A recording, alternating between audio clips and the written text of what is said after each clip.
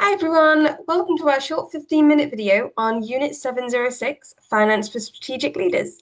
I'm going to hand over to our tutor James, who's going to take you through the assignment. Thanks, James. Thanks, Charlotte. Okay, so finance for strategic leaders here. Again, overall aim of this unit, this assignment is it says provide leaders with an understanding of the scope, complexity, and role of finance within an organizational context. So what we're trying to do with this one is give a good overall level 7 high level view of the role of function within an organization, finance function within an organization. But I think probably trying to take a nice critical approach to this as well. So we're looking at the nuances and the decisions to be made around the edges and some of the interpretations of what can be misconstrued as an exact science when there's maybe a little bit of art and interpretation to be had sometimes around the finance function. So let's get straight into it. Here we have just 2 learning outcomes with 5 questions overall. So it's fairly straightforward. And what we're going to do is break down each question into its component parts and answer each of those components within your answer. To do that, we're going to suggest that you bear in mind 3 golden principles, and those are to define any key terms in the question first of all before you get into the answer, then to execute the command verb in the question, which is the first word or two within the question, and we'll run through that as we go through this assignment today. And finally, to execute less is more. This is to choose as few different models, theories, or examples as you need to do to answer the question and then stop. So once you've answered the question, there is no point whatsoever in going anywhere beyond that. It's done. It's time to move on because you don't have the word count to do more than that. So definitions, command verb, and less is more. Try to apply those throughout every single response to every single question on the assignment. It'll go a long way to improving your chances of success on submission. The first question then, 1.1, is to critically appraise how the finance function supports organizational success. Let's scan the question first of all for definitions. Were it me, I'd be interested in what we mean by organizational success to begin with. Like, what kind of examples of organizational success might we think of where we can imagine finance function might support that thing? So is that success in terms of just hitting profit figures? Is it more than that? Are there specific kinds of success criteria you can think of for an organization that finance may be in a position to try and support? Because without some definition of what success can look like, then it's quite hard to figure out how financial functions can support that thing. So the other thing you might want to think about here is just to have a very brief definition, of course, about what finance function might look like. So for organizations, maybe for your organization, what is that? How does it act? Is it one person? Is it a group of people, typically characterized by a financial director on board, I guess? What kind of composition might the finance function actually be? What might it comprise? That might give you a bit more around, again, the different capabilities it might have that might, again, support this organizational success thing. Your job then is to critically appraise how finance function supports organizational success, and we're going to critically appraise. So to critically appraise, you need to combine an appraisal with some criticality. Appraise is to assess and estimate the worth, value, quality, and performance of something, to consider carefully, to form an opinion. So there's got to be an appraisal of the thing in your view. And to critically appraise that, it needs to be some kind of systematic process used to identify strengths and weaknesses of information to assess its usefulness or validity. So there's got to be a little bit of depth to this, is what that's trying to dig at. Like, really, what and how can finance function do to support organization success? In what ways does it? You might also consider to bring that criticality in. In what ways might financial function not support organization success, or where might it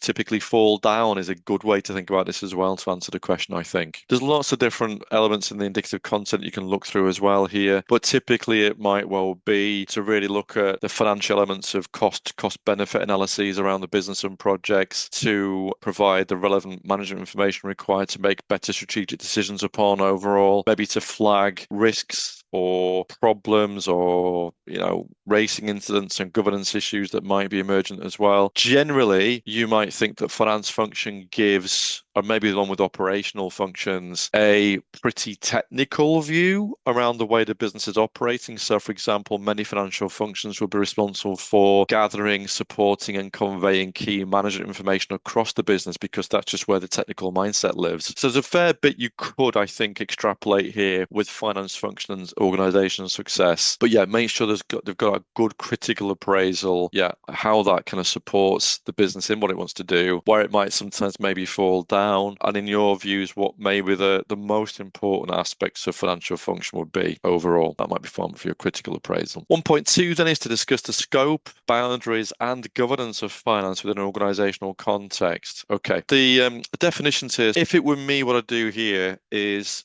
first of all, maybe to lay out your organizational context. For me, it would make sense to use your own organizational context as exemplar here for this question. As part of your answer, you might want to touch on how scope, boundaries, and governance of finance may vary a little bit if there were some different context in mind. But the main question is to describe and discuss this in an organizational context. It makes sense to use your own. I would have three distinct paragraphs here, one to do with scope, one to do with boundaries, another to do with governance. So there's no room for error within that new meeting, all different components of the question straight on. And I'll perform a full discussion in each paragraph. So you might want to begin those paragraphs with what scope and boundaries and governance really are in that organizational context, in your view, and go to discuss them of how finance actually works within that particular chosen context. So within scope, again, you might talk here around the different things that it should get involved with in the organizational context you work in. Boundaries might be the opposite of that, around where it doesn't get involved so much. Governance might be how it operates as a function in that context to ensure that guidelines are met, that there are any particular legalities that are adhered to particularly. Of course, one of the big things around finance at this level is that most of the consequences can be meted on directors and boards come through the financial route. So governance for finance, of course, is high on the agenda because of the consequence bar, and therefore,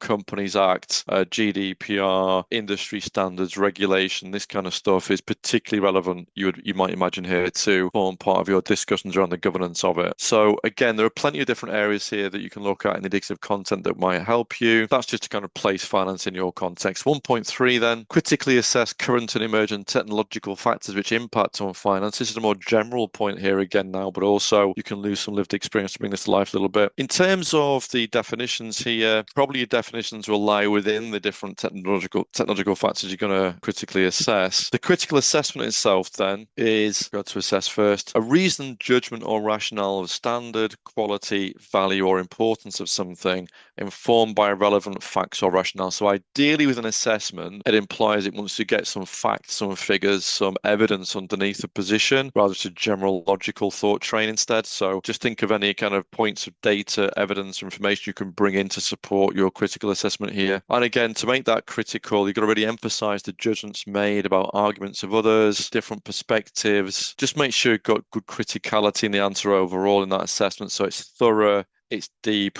We've gone beyond the what into the how, into the why. And ideally, you're going to not just take evidence, but actually interrogate the evidence quality. How good is it? How strong is that result? Is it valid? If so, how much? How not so much? So it wants you to really have a look at some of the facts and figures and trends and data that might exist, and research that might exist around these emergent technological factors. It's looking for two things here, current and emerging. So that's what we have and have had versus what we're starting to have more of. The obvious candidate here, of course, is the effect of AI. This is a big neon sign over this question today, isn't it? You'd imagine that AI just fit that emerging technological factors very strongly as part of your critical assessment. So that might be, how is it affecting finance positively, maybe negatively? To what extent is it affecting finance? Where's the trend? Where's it going? What's the research underneath that? Where does this lead? And in your view, to what extent do you think those factors could be positive or negative for an organization? So there's lots to talk about and unpack here. We've been familiar with using, technology for a long time now in finance, of course, whether that's Zero, whether it's Sage, whether it's combinations thereof, etc., etc., etc.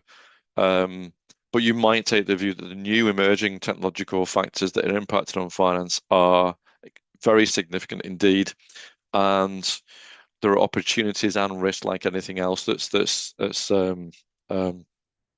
emergent coming through the system to think about there. So again, current and emerging. What are those technical factors that you're going to identify here to critically assess? And what specifically is the current, future, trending impact on finance?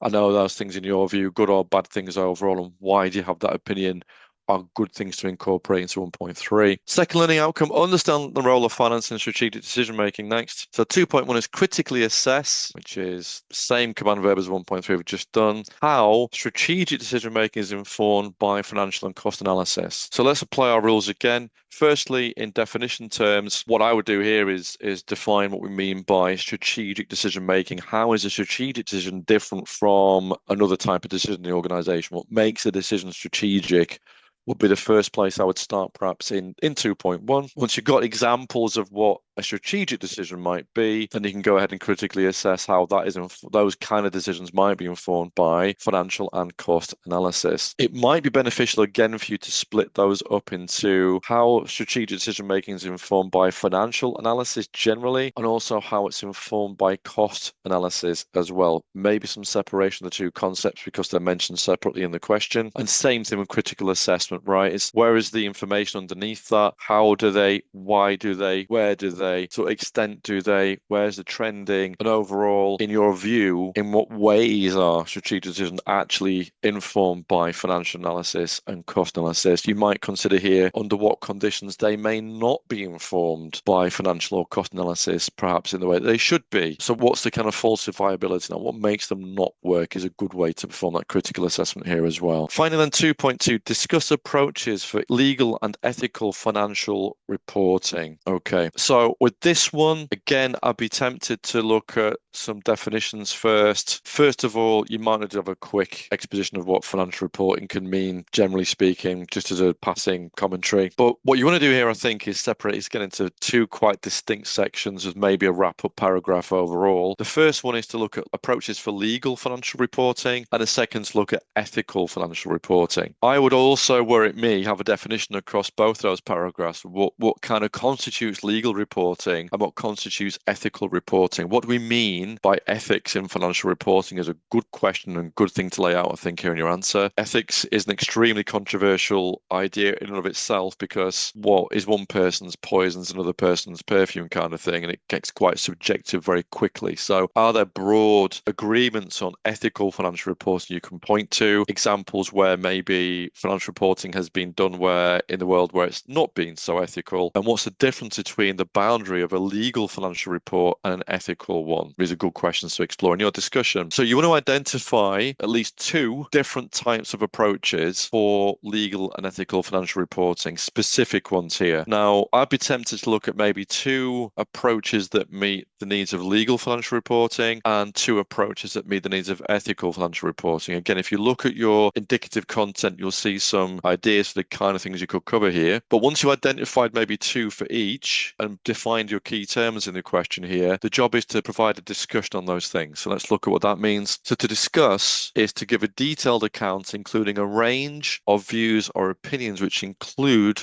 contrasting perspectives. That's really important to make sure that within those different approaches, you're trying to attack them from different views. What might be the benefits and trade-offs of those approaches? What might be some inherent difficulties be? So I've mentioned some of the challenges around ethics for a start off there as well. Overall, what do these different approaches require from us in resources? Where are the risks in them? Where are the benefits in them? What context do they tend to work the best in? What might be some of the biggest challenges around those approaches for that kind of reporting? There's just a bit of discussion to be had in there to make sure that you meet the needs of the questions. And of course, make sure that in your answer here, it makes sense to bring in some of your lived experience to illustrate the points you're trying to make. So often you might want to make a general point and then illustrate that some of your individual experience there as well. Just make sure you've applied those three rules in every time. Definitions, command, verb, and less is more. And other than that, this assignment is relatively straightforward to respond to, I think, overall. Just make sure you've got a good logical structure, good presentation, and you're given your answers time to breathe a little bit and bring some lived experience as you go through. Thank you very much, James.